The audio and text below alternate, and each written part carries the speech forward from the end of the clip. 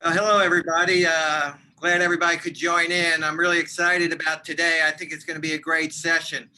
I really appreciate, Dan Gavitt taking time out to share, his thoughts and all the challenges that he's been facing over the last, I guess, 6 or 7 months. But first of all, I'd just like to kind of say that, Lunch with Doc is really part of our program to help TopConnect, and we're trying to really prepare the next generation of head coaches, athletic directors, and build a network of people within our industry who can really help each other and really move everything that we have forward. Of course, we are recording this, and this will be up hopefully by sometime this early evening.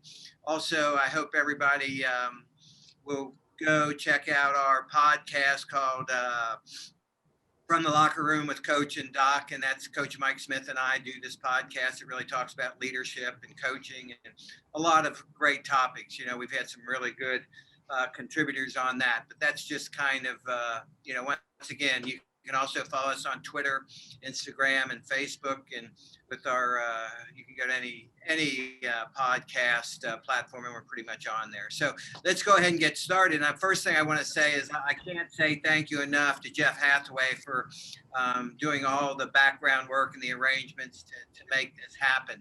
And I'm excited to have Dan on here. So Dan, I'd like to say hi, and I guess I'll ask you a question. I guess over the 6 or 7 months, you've had a tremendous amount of challenges. What do you see now as the biggest challenges, and how did we get to where we are right now? Well, Doc, it's great to be with you and everyone today. Good afternoon, good morning, wherever you may be. It's a pleasure. Thank you for asking me, and hope we can have a productive session. Happy to share anything that you'd like to ask. And we're, of course, 3 weeks away today from the tip-off of the 2021 college basketball season. And an awful lot of work has gone into preparing for that season. We still have an awful lot more to do, and it's going to be almost certainly the most unusual season any of us have experienced in college basketball. But we're confident and hopeful that it's going to be a great season and a representative season for the student athletes and teams that are desperate to get back on the court and play. And thinking about all of you who are on campus trying to make this happen. I know it's been like it has for us at the national office, just an incredibly difficult 6 months since the tournament was canceled back in March. And with all the uncertainty, it strikes me that there's so many more questions than there are answers with almost any topic, and basketball being played safely and responsibly is right at the top of that list. And certainly it is our topic for today. So, I think that, there's been so many challenges, Doc. I mean, getting to this point, obviously, with the testing protocol has been the most important thing of all. I mean, I don't think we'd be talking about a college basketball season tipping off in 3 weeks if it wasn't for the great work of Brian Hainline and the NCAA Medical Advisory Group and the conference of medical groups that have been, getting us to a point where testing is making basketball possible. It really is fundamental to safe and responsible play in basketball during this pandemic. And so the availability of that testing, had that not come through, had the cost not come down, and the availability, broadly speaking, across the country not been as available as it is now, and certainly will be more so as the season progresses, we would not be in a position where we could be starting basketball even in late November. I think if I think about the biggest challenge is still to overcome, aside from some of the medical challenges that may mitigate over time and may not, around quarantining and issues like that. I think the commissioners that are on the call, and I see one great friend and member of the basketball committee on here, Tom Burnett, who's wrestling with these kind of things as a conference commissioner, is officiating. Officials are part of tier one, with every student athlete, with every coach, with every athletic trainer and team physician, you name it. Anyone's going to have close, intimate contact on the court has to be tested in a way that we know we have confidence that they're safe and can be in that close contact. And officials are part of that. And we all know that officials move around quite a bit as independent contractors. You know, they work in multiple games per week and in multiple locations. So it's quite a different scenario than we have with our teams. You know, we're playing 1 or 2 games a week and we're together as a group and in a safe, confined area. So we think we have a good plan in place now in collaboration in supporting the conferences and the consortiums that run officiating during the regular season. The NCAA has been helpful, I think, in facilitating the sharing of information around testing results, so that conferences who, officials who work at different conferences, in some cases every night of the week, conferences can have great confidence that the 3-time-a-week testing that's required of officials has indeed happened, and that they are entering games negative and keeping themselves safe, but also all the teams on the court safe as well. So that to me is still, has been our biggest challenge, but I think we're at a place now after a couple of weeks of really detailed work where we're ready to go forward in that regard. But, that's really interesting. I think, we in colleges kind of think about our teams, and our programs and everything, kind of forget about those kind of things like referees. And certainly that's clearly important. But I also want to say, if anybody has a question, just kind of go in chat, say, hey, I got a question, and then we'll recognize you down the road and you can come in and ask your own question. But, one of the things, I asked a couple of sitting ADs, Wood Seelig from Old Dominion, Mark Benson from Albany, if they had any questions, that they thought. And I guess one of the things that, Wood asked was, what about the tournament? Where do you see this tournament and, the equitable participation? And, I know there's been some thoughts about expanding the field, and does this kind of start to lead toward that, or where do you kind of see this tournament going, and is it still yet just not enough data to really know what's going on with that? Well, first, we're very confident we're going to have a great NCAA tournament this year, both the men's and women's tournaments in 2021.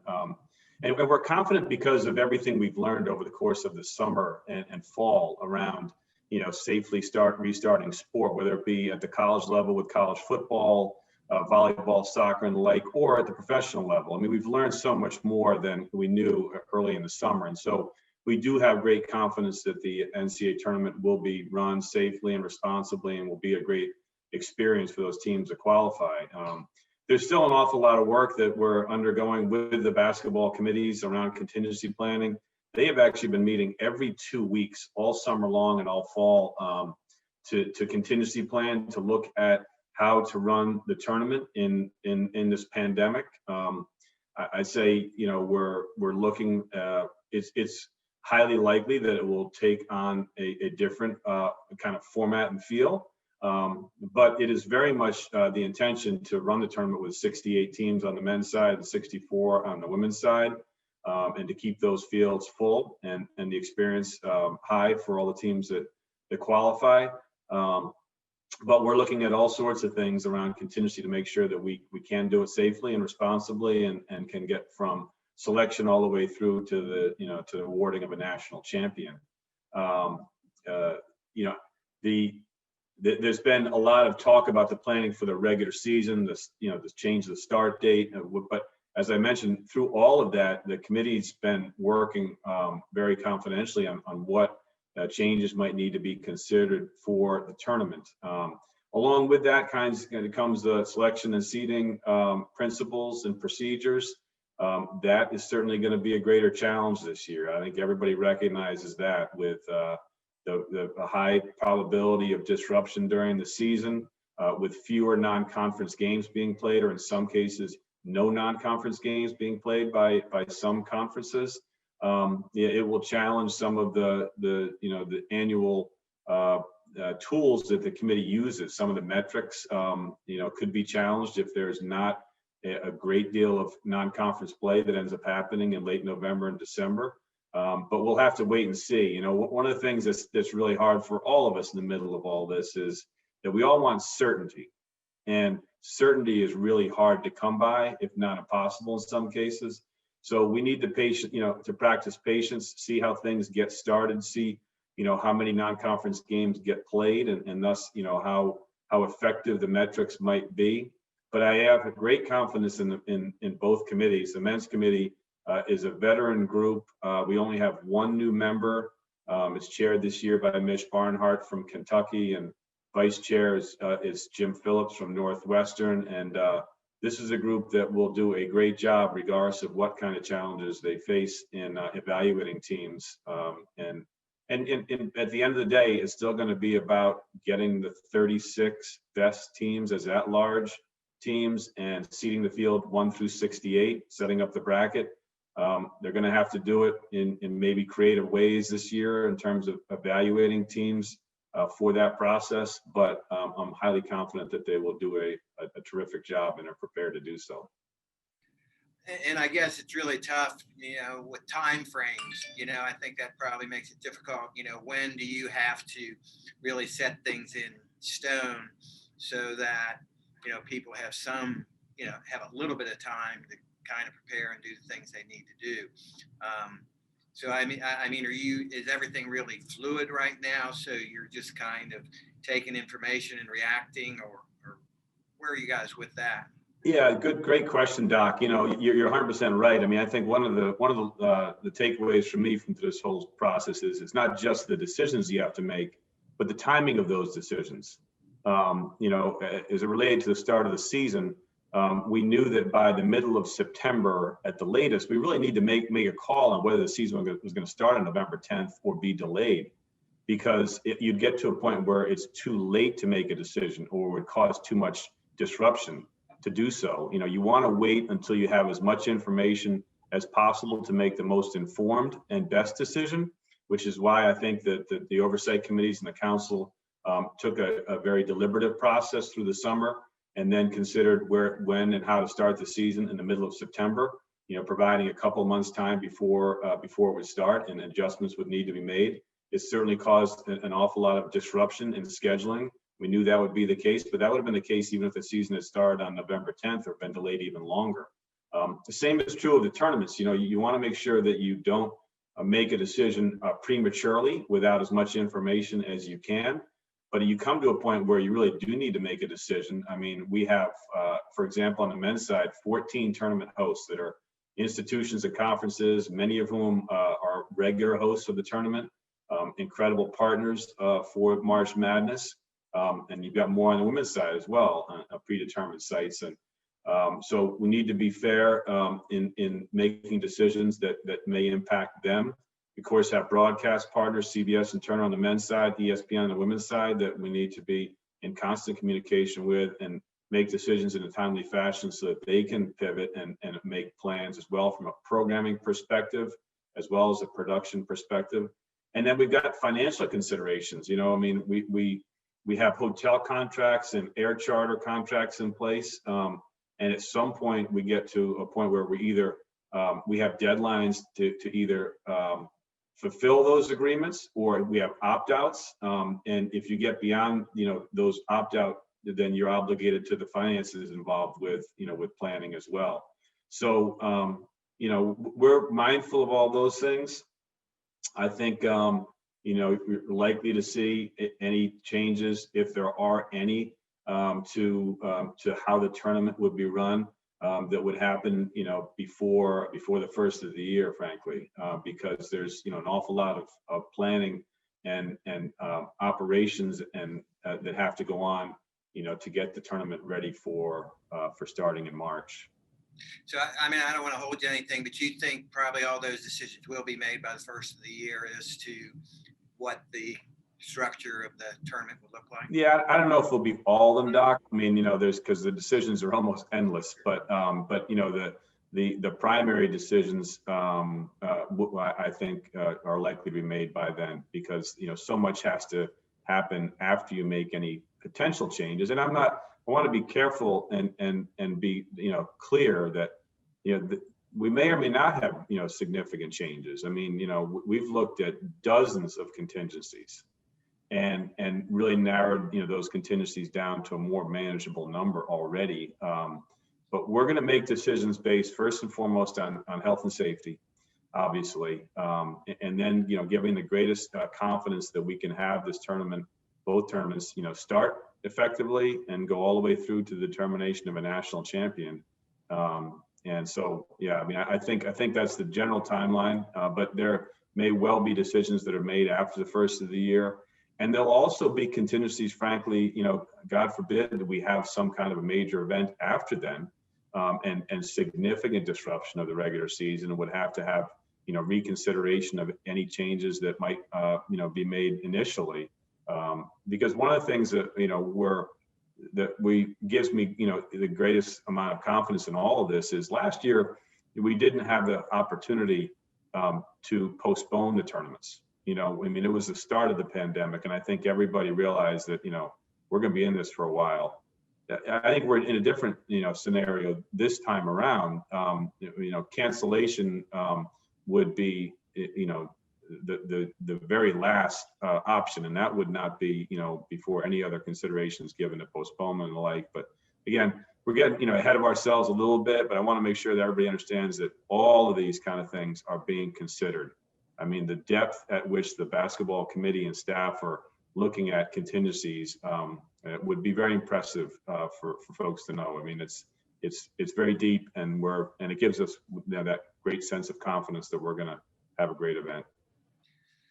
I guess this is somewhat of an operational thing. I know you have the basketball oversight committee and then you have the basketball committee. How much do those folks work together?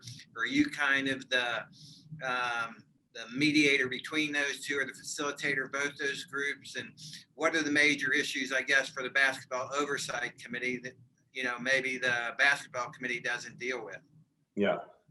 Great question. So the way the basketball oversight committees work, they of course report to the Division I Council. So there's subgroups of the Division I Council, and the intent of those bodies is to manage everything Division I basketball, men's on the men's side, women's on the women's side, and so all Division I basketball matters kind of flow through the oversight committees. Technically, the tournament committee reports to the oversight committee. But they have been very clear since the oversight committee was started that the tournament operation overall is delegated to the basketball committee. So the committee, the decisions around the tournament, how it's going to be managed, what the selection, seeding, bracketing process will be, is all being managed by the basketball committee. It's their authority to do so. I guess Dr. Seelig asked me to ask you this question, and I think everybody who is in a leadership role at an institution, athletic directors, are concerned about the revenue stream. Has the NCAA been able to secure insurance to cover a lot of the potential loss of revenue? Or I'm sure there's a huge number of financial models that you guys have developed. So can you kind of talk a little bit about that? Sure. Well, we were fortunate to have insurance, event cancellation, business disruption insurance in place last year, which helped to mitigate some of the loss of the revenue from the 2020 men's basketball tournament. Fortunately, thanks to good planning by our CFO, Kathleen McNeely, and the board, it's also in place for this year. So we do have some insurance coverage for event cancellation or disruption of the tournament this year. It is not the entirety of the revenue stream, however. It wasn't last year, and it isn't this year either. The overall revenue from the tournament, largely the largest piece, or over 90% of it, of course, is the media rights agreement with CBS and Turner. And then there's ticket sales and merch and things on top of that. But so the insurance does not cover all of it, but it could help. And I say could because we have to be very carefully aligned in decision making around health and safety, and whether fans can be in attendance or not, whether ticket sales happen or not, and what the revenue may be there. That we may have some insurance to cover some losses this year, even if we run the tournament, as planned, but don't have the same amount of revenue that comes in as we would on an annual basis. So that insurance coverage is only for this year. It doesn't extend beyond this year. And my sense is, knowing the marketplace a little bit around insurance and pandemic insurance, we're going to have a hard time, renewing that policy on financial terms that would make sense for the future. Now, that's interesting. Once again, if anybody has any questions, just kind of go in the chat room and say, I got a question. But I think one of the things that, once again, I don't know if Mark Benson or Wood asked me to ask this question, but, I know the guideline established, I think you have to play 13 games to qualify for the tournament. And well, do you think there'll be a possibility of a waiver if somebody really got hit, maybe real early in the year and came back and could play, 12 games at the end of the season and clearly were, deserved to be in? Could there be a waiver? Yes, another great question. So you're right. The minimum number of games, Division I games, to be qualified for the tournament this year is 13. And the committee, when they made that, offered that guidance and went up through the oversight committee and the council, was clear that that waivers would be considered, but not until after January 1st. And the reason for that, the intent of that, I think, Doc, really was so that when the decision was made in mid-September, that there was an honest effort made by all conferences to set up a schedule where 13 games minimally could be met, rather than just pivoting automatically to that number. Because I think everyone has to realize, I certainly do, that it's, again, highly likely we're going to have some disruptions during the season, and games will be postponed or ultimately canceled because it won't be able to be rescheduled. So I think it's had the intent that it was meant to, and conferences have gone ahead and scheduled at least a full conference season. Most of them starting in November or December, a couple starting in January. But if there is great disruption that is, out of the control of the institution, or even a conference, then waivers will be considered after January 1st. So, just kind of talking to some of my friends who are out there, I mean, some of these folks are really, really struggling having a non-conference schedule. I know one of the teams in the SoCon said that they still need 5 games to get to their maximum 27, because I think they are in an MTE. I don't, maybe their MTE got canceled. I mean, do you have any suggestions, thoughts, recommendations for teams that are struggling to find games? Yeah, well, if this would go to the scheduling, administrators, but I know that there's a tool called Factor. It's FAKTOR that Kevin Pauga, who I think many people in the basketball industry know, who works at Michigan State, is really a really bright guy, and a great resource for many of the things that we consider and study. Has this platform that matches up schools that are looking for games in real time, based on a number of factors. I know there are other tools as well, from other entities, but this platform, I think, is really robust and is meant to be a tool that's effective in a scenario like we have right now, where it's so dynamic and so fluid that matching up teams and schools that are looking for games on certain dates, certain metrics or whatever, can happen. And I would encourage, if you haven't looked, to go and look. It's offered, I believe he's offering it for free this year, possibly a fee based in the future at some point, but not during this season. And it's come up in some of our oversight committee meetings that schools may need that even once the season begins, because if you have a schedule that's set, and then your opponent has a disruption due to quarantine, and that game is postponed or indeed canceled, but you still have a window of opportunity to replace that game, you're likely to have plenty of other options of teams that are in the same boat. Now, it may or may not be someone you want to play. It may or may not be in your geographic area. There may be other factors, but being flexible and nimble at this time and during the season, I think, is critically important. So, I I know, from talking to so many people across the industry that, scheduling has been challenging to say the least in the last, 6 weeks or so. But I think it's a result of trying to play basketball during a pandemic. I wish there was a way to, to snap my fingers and make it easier for everybody. But I think that, it's a result of, I truly believe that regardless of when the season would start, some of those challenges would be in place, because different institutions, different conferences are looking at medical protocols slightly differently. You've got states that have very different guidelines in that regard, state travel bans. You've got different financial situations. So there's an awful lot in play here, and just trying to be as flexible and nimble and understanding that we're trying to do something that's very difficult during a difficult time is how we're going to get through this together. And it will be together. It's important that we're all in this together. I've got a question here from somebody. And I happen to know this answer. We had Kevin on maybe a month ago, and he was great sharing that. But somebody asked, what was the name and website for the basketball scheduling platform? And it's Factor. Isn't that right? F-A-K-T-O-R. Isn't that correct? Right? Yes. One of the things I think that is clearly going to change the environment of college basketball, I think, is the one-time transfer situation that I think is going to be voted on in January.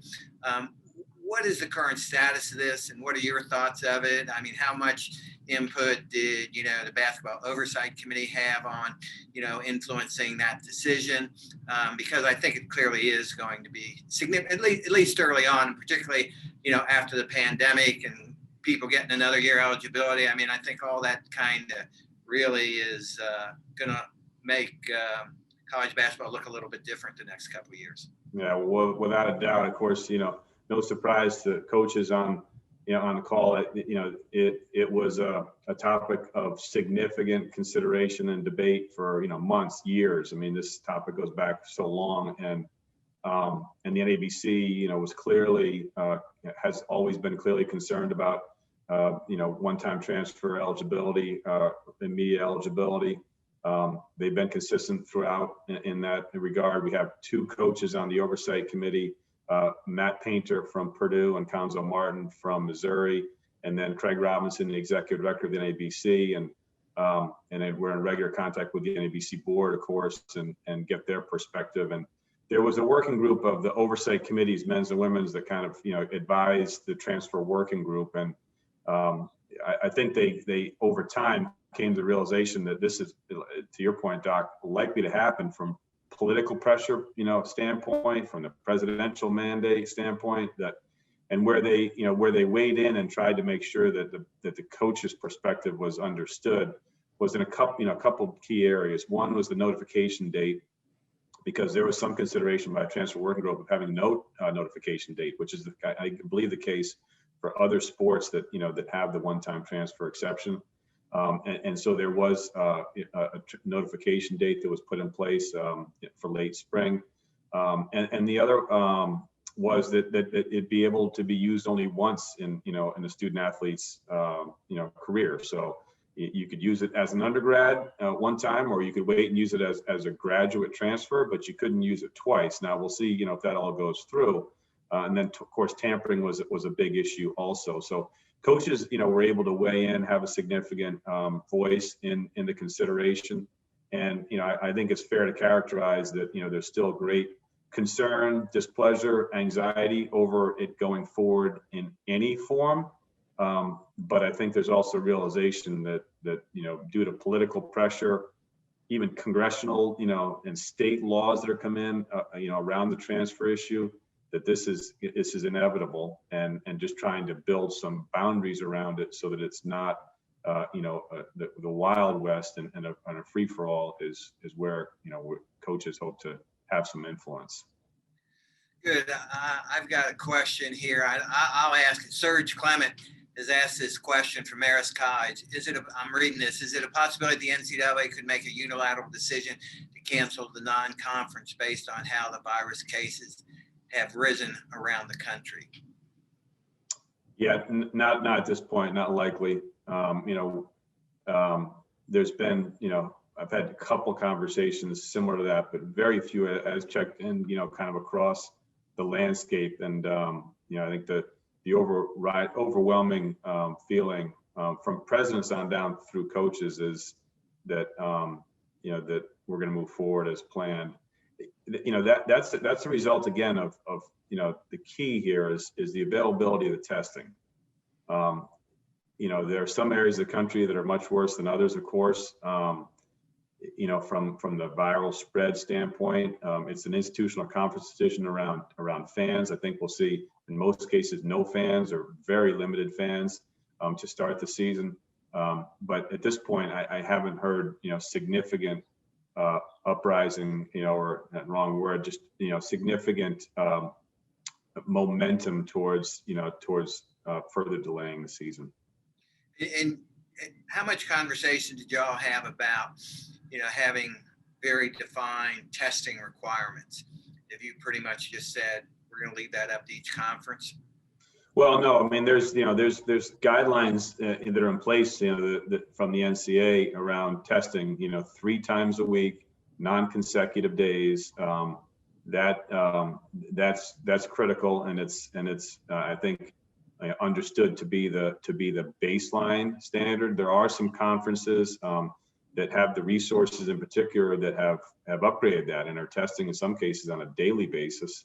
But I think the medical advisory group was very confident and comfortable that the minimum 3 times a week is a place to be that meets the needs of most all of the Division I and greater membership, Division II and III, frankly, and something less than that wouldn't meet the standard that's important to make sure we're playing healthy and safe basketball. Great. I have a question here from Mark Benson. So, Mark, can you unmute your computer and ask your question? Sure, Doc. Hey, Dan. It's good to see you. Thank you for your leadership. It's really great, I think, to have national leadership around men's basketball, women's basketball. So appreciate all you and your team are doing. So I think, like all of us, we feel like 90% of our meetings are COVID related, but so I'll go a non-COVID question for you. 2 questions. One, what if you could make any change around college basketball or the NCAA tournament, what would that be specific to the tournament? And then conversely, what is one thing around the NCAA tournament that you hope never changes? Good to see you, Mark. Thank you for the support. I appreciate that. Always good to see you. And boy, I appreciate on one hand the step off COVID island, but that's a tough question I got to think about here for a minute. So maybe go backwards. One thing I hope never changes. I'm very proud, I think, of the work of the basketball committees and together with our staff that there's been more and more by the year a focus on the student athlete experience and their families' experience and teams experience, everything from moving teams closer to the venue and having different experiences that make it something that's very special and memorable for the rest of their lives. So I hope that never changes. I mean, I think that's always been the case, but I think it's been, particularly in the last decade or so, a real emphasis of the committee and staff to, from the first 4 games all the way to the final 4, that student athletes experience and their families' experience is primary in every decision we make. So I hope that never changes. In terms of what could change, I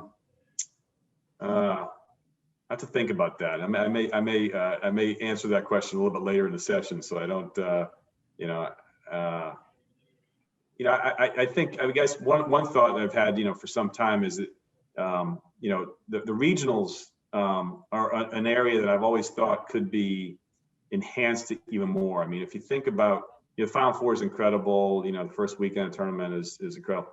But, you think about the regionals as standalone events. If those events were put in the regular season, 4 teams, whomever the teams are, I mean, it would be like the Champions Classic, right? I mean, it doesn't matter what regional it is. You've got 4 incredible teams, 4 incredible stories in great venues and cities. And so, enhancing the kind of, what the regionals are all about has always been an area that I thought we could do a little bit more with. Even, you know, fan events and the television coverage and all. I mean, great as it is, it's just like those 4 tournaments, which they are, they're little mini tournaments leading to the Final Four. Man, you put them in the regular season, they're as valuable as anything that goes on. Maui, you name it. So I'll think on it and maybe come up with another thing for you, Mark. But thanks. No, that was great. I didn't mean to put you on the spot there. Great answer. And again, appreciate all you're doing. My pleasure. Thanks, Mark. I also, you know, Jeff Hathaway keeps typing these questions, so I'm going to turn it over to Jeff Hathaway. Let him ask his own question. Hey, Doc, I didn't know we could ask questions. I thought only Mark Benson could. Well, but now that I have the microphone, hey, Dan, great to have you here. And I just want to thank you for being with us. I know how busy you are. And also want to thank you for your great work for men's basketball and women's basketball both. Any more conversation about the expansion of the basketball selection committee? Thanks, Jeff. Good to see you. And I think everybody knows, but Jeff was a former chair of both the selection committee and the oversight committee. Not a lot of people have done that or will do that. So incredible leader in our game. Thanks, Jeff. Yeah, there is a proposal right now that will be voted on in January to expand the selection committees from 10 members to 12.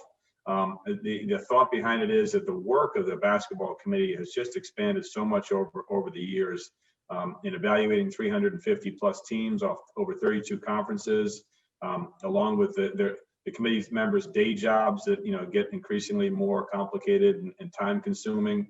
So being able to spread that workload around a little bit. And we also have, you know, because of the way our business is these days, you know, you've got movement in our business. We've had committee members that have gone from one job to another, or you had opportunities, and you've got that disruption. So having and the recusal policies as well. So if you're a committee member that works in a conference, you can't be in the room when teams from your conference are being considered or voted upon. You can't if you're an athletic director and your team comes up, or if you have a family member, an immediate family member. So we have times when we've had multiple members of the committee out of the room for key votes that take place at either selecting teams or seeding teams. So having a slightly larger committee would help in all those areas. You'd have more members to vote when key votes come up, and be able to spread the workload around a little bit. So that'll get voted on in January by the council, Jeff. And if adopted, then the committee would expand for the next year, September of 21, for the 21-22 season. Thanks again, Dan. Thanks, Jeff. So Dan, in that, so what would be, I don't know exactly, it's been a while since I've done this, but the actual makeup of the committee is, I know it's proportionate to different things. So adding 2 members, how would those people be determined? Is there some specific criteria? Yeah, very, very insightful question, Doc. Right now, the 10 committee members, there are 6 members from FBS conferences and 4 members from either FCS or Division I conferences. And the proposal, there are 2 proposals in the system now for expansion. One would be that we would just simply have 7 members from FBS conferences, including permanently A5 members. So 5 of those 7 would be from A5 conferences. And then the other 5 seats would be for FCS or Division I members. The other proposal kind of takes it out of the football subdivision consideration and makes permanent the A5 representation, but then creates a kind of a second level of non-autonomy conferences that have over a rolling 5-year average had success you're earning wins in the NCAA tournament. And there would be 3 seats out of the top 7 conferences that would be qualified there to have access to those seats. And then the other 4 seats would be for any other conference, the other 20 conferences, 4 seats at either that would be not represented in that group. So it kind of defines more basketball success or basketball qualification for the tournament. And those are the 2 proposals. So we'll see, but it's a very insightful question. There's a lot of consideration the membership has to give between now and January to that. So that would kind of mean, I can be pretty, pretty blunt. So, I mean, you would want to include like, the AAC and the Big East and Atlantic 10, give them a little bit more say in it because they clearly are some of the top basketball conferences. And I may be forgetting somebody, but, those are the ones that kind of pop in my mind above the A5. Yes, exactly. Slightly more access. I mean, still access by all 32 conferences, but giving slightly more access to those conferences that, that as you mentioned, and others that, that some would say, are kind of, have had more success, more committed to basketball, however you want to say it, rather than just having it be strictly on football subdivisional lines where, for a basketball tournament that may not make as much sense. Has there been any real serious discussion about expanding the bracket? Not in my 8 years, Doc. It really hasn't. I mean, from time to time, you'll hear a proposal, from NABC or conference, and the committee always, has the conversation and the discussion, but not in any kind of substantive way. We have in our agreement with CBS and Turner that has now been extended out through 2032, an additional 8 years on the 24 expiration of that. It was defined in there that if the tournament expands, it's the NCAA's right to do so, but it doesn't necessarily come with any additional revenue for those additional games. They would be broadcast, but no additional revenue. So I know it's a frequent topic of conversation, but it really, in my tenure at the NCAA, it hasn't gotten much consideration or discussion. I know now with what's going on, there's been a lot of talk amongst a lot of conferences to maybe try to get geographical conferences or rivalries and try to maybe modify conferences and maybe split some conferences, add conferences. So, I mean, is that 32 AQs, pretty much locked in stone, or, some conferences split, you got the 34, 35 conferences? Would that impact, the tournament, or how would you, because I know a lot of people, that's a pretty magic number, that 32. Yeah, well, it's legislated to be, to guarantee those 32 automatic qualifications now. If there were to be some, realignment among conferences and a number of conferences were either expand or contract, then I think the membership would have to go back and take a look at that. But I think the intent certainly is that every multi-sport conference would continue to have an automatic qualification, to both tournaments. That's really, I think, fundamental among the commissioners for sure. So if something were to change and the math were to change per se, we'd have to look at it. But protecting those AQs and having access to the tournament, not just the basketball tournament, but all NCAA championships is really, really key. Well, I know Jeff Hathaway, he's got a lot of questions. He's got a lot of knowledge, but he's also can kind of bring some things to sight. So Jeff, why don't you jump in here? Hey, Dan, you've talked a lot about the selection committee and the MBOC. One of the men's basketball committees that doesn't get as much publicity is the men's basketball competition committee. Could you share with the group what the competition committee does on the side of basketball? Also, perhaps touching on the use of technology in the future, such as iPads on the benches and things like that. Yeah. Thanks, Jeff. Great question again. So the competition committee actually predated the oversight committee, and its leadership initially was really key by the former Big Ten commissioner Jim Delaney. Commissioner Delaney kind of looked at the model that the NBA and NFL had with their competition committees, and being made up of coaches and team owners and at the professional level, and GMs, and a real diversity of kind of experiences that would look at competitive issues and think about it from a vision standpoint, where the game's going and where it needs to go. And through Jim's leadership, that was we brought that into the structure of the oversight committee. We've got really excellent participation. We've got coaches on that committee. We've got NBA representatives. Kiki Vandeweghe, the Senior Vice President of Basketball Operations at the NBA, is on that committee. We've got Jay Billis and Clark Kellogg. We have media members who played the game, coached the game, think about the game differently, athletic directors. And so they weigh in on a myriad of different issues. Playing rules, but not just, playing rules, because they don't have the ultimate authority there. The Playing Rules Committee still has that authority. It's a association-wide committee of Division 1, 2, and 3, but they have a lot of say and influence in that process. But even how the game's presented on TV and what the game is, like in venue and in arena.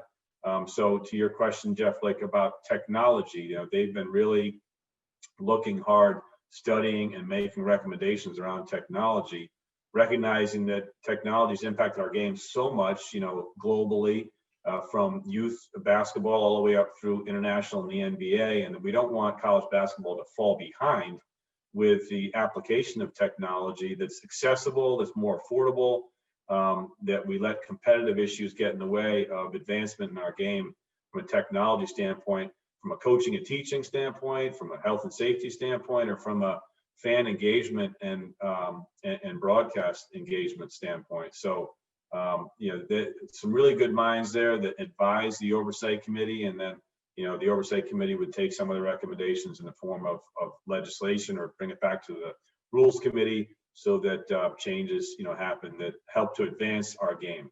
And so thanks for bringing that up, Jeff. I think it is a key group. It doesn't get much discussion, but we're lucky to have, really influential people in the game that dedicate their time to that and really look at the game in a futuristic way, where we're going with it, where we need to go with it to keep it healthy and relevant.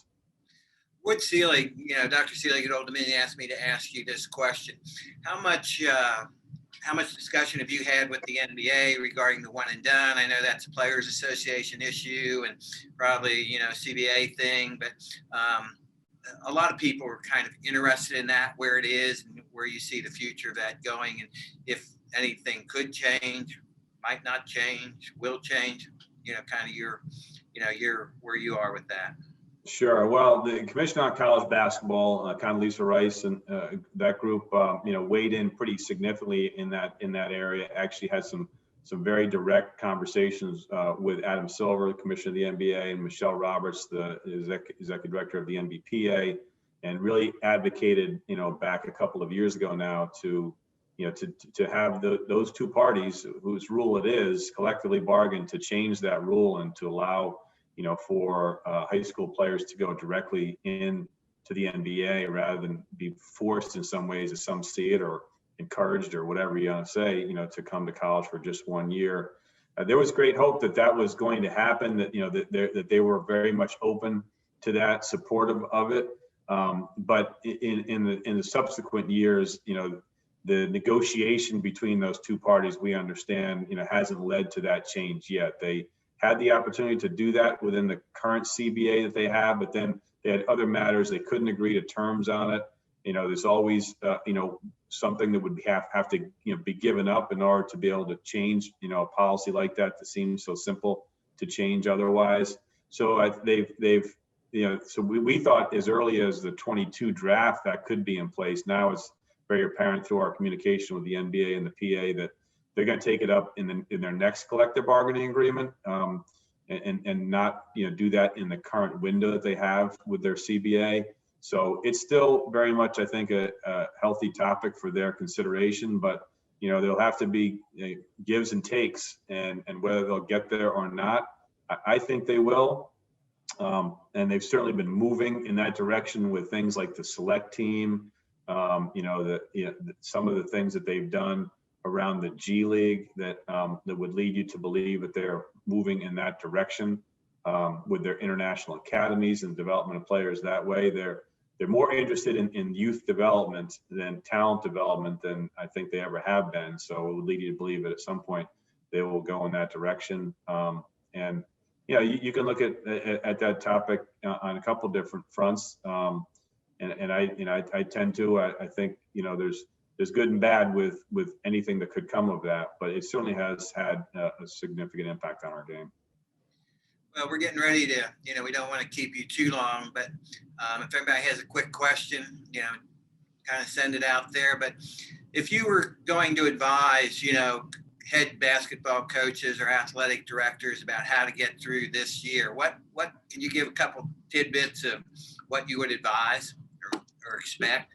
Yeah, I mean, some of these things are probably very, very obvious, but be prepared for anything. I think that if we learned anything, we know that this is a fluid and dynamic situation that we're in, and keeping, and I know that they already do. Every coach already does. The well-being, both physically and mentally, of your student athletes first and foremost, and how they're dealing with this. I've got two sons. One's a freshman in college and one's a high school student, and I know from dealing with them that it's just such an unusual, uncertain time for young people. So but that relates to yourself as a coach and your staff as well, and taking every day as it comes, and being positive, and because it just don't forget about what the alternative is. The alternative could be that, we're just not playing anything at all, that we're not, that we're in complete lockdown. And I think, from my perspective, listening to coaches, talking to them, on a daily basis, and certainly players, they want to have some semblance of some normalcy as much as we can provide in a safe and healthy way. But I think you also have to, the other piece I would say is you have to really look at what your norms are and challenge them. For example, it's in all of our DNA in athletics that if you're not feeling 100%, you're just gonna, will your way through it and fight your way through it. This is not the season to be doing that, and I think coaches have to lead and model that. If you're not feeling well, you're feeling off, you have to be prepared to hand the keys to your assistant for that day for practice or even for a game, because if you're not doing it, then your players are certainly not going to do that, which could jeopardize the entire unit, for up to 2 weeks until this quarantine period changes, if it ever changes at all. We're hopeful that it may, over the course of the season, be reduced at some point to 7 or 8 days versus the 14. But just really trying to educate, encourage, your student athletes and your coaches to think differently about how we get through this all together. And I keep saying, it's all together. I mean, it's because it's everybody. One person can have a dramatic impact on a team or two teams. That includes referees as well. So, I'm optimistic and positive person, and I will continue to be even in these challenging times.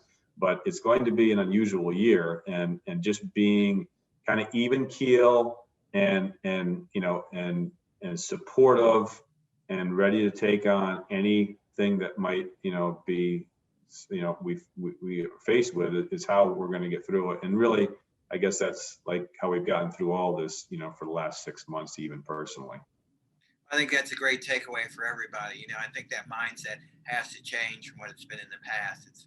We're kind of all in this together and kind of figure it out as you go. And, like you said, don't think you can fight through everything, just kind of realize the implications of the decisions you're making, much broader picture than just one game or, 1 week. So I think that's a great takeaway. So I really and consistent with with this program. I mean, that provides opportunity, right? I mean, that's the other thing to think about. This is an opportunity for growth, for players stepping up, when other players are not eligible or in quarantine, or and the same thing with assistant coaches. I mean, everyone needs to be prepared to play a different role, and we shouldn't be shy about making that pivot and doing it in a way that we kind of all get through this as a unit. And it will be a tight unit because travel parties should be very, very small. I mean, keeping the tier 1 group a very few number of people is definitely the safest way to do this. And everyone should be prepared to play a different role if necessary on a moment's notice. Well, like I said, I can't tell you how much I appreciate it. I think, this was so valuable to everybody that was on, and, good luck. I mean, like Mark Benson said, appreciate what you do for college basketball. I think you've clearly, elevated it. And just from my perspective, I think it's great to have somebody like yourself who can, engage so many different constituencies and, get feedback and input from all those different people, and then be that person that is the face of college basketball. So thanks for that. And, thanks for being on here with us. Really appreciate it. Well, thanks, Doc. Appreciate that. You're very kind, and just very fortunate to have the opportunity. Game we all love, so we're looking forward to a great season. Be well, everybody. Good. So, this is, like I said, Lunch with Doc, kind of an offshoot of, what we do, TopConnect. And we do, follow us on Twitter, follow us on Facebook, follow us, everywhere we are, all that social media stuff. I'm not an expert, but, it's out there. So it's pretty interesting. Also, our podcast, From the Locker Room with Coach and Doc. Sometime maybe you could come on our podcast, and Be happy to. that'd be great. That'd be great, Yeah. Dan. So good luck to you. Thanks again. I'm excited about getting basketball going and seeing some real basketball, seeing those young people out there playing for their school, and, it's going to be exciting. Me too. Thanks very much. Be well, everybody. Thank Thanks. you.